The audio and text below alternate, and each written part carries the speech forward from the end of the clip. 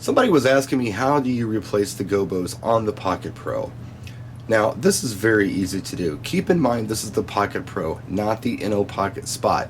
In fact, the Pocket Pro isn't even part of the Inno series. It's a very different animal. And it's very easy to remove and replace the gobos if you know what you're doing.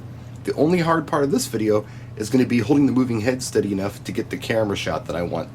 First things first, see this little screw here? This just takes like a half turn. You can open up the hood. So once you're inside of the head, you have a color wheel here, and you have a gobo wheel behind it. You're going to turn the color wheel until you see the open spot, right? And then you're going to turn the gobo wheel until you find the gobo that you want to replace.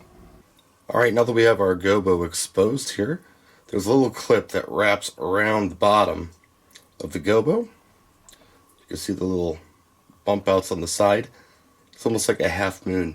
The way you remove it is, and I got little girl hands, which helps. Put a finger on the back and a finger in the front. Push in slightly and slide up. And you've removed your gobo. Now I'm doing this one-handed, so it's a little clumsy. I'm trying to hold this head steady. Now to put it back in, it's the reverse process.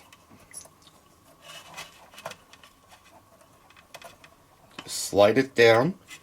And it's kind of the same thing. You got to push it a little in until it clips into place, and voila, you've replaced the gobo. Now, of course, we have to close the head. Pretty simple.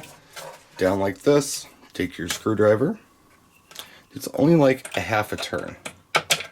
It's just a locking screw. It's not an actual screw that you remove. It's just a locking screw. It's locked. There, it's securely on. And you're all done. That's it. Hope this helps somebody. Practice and enjoy.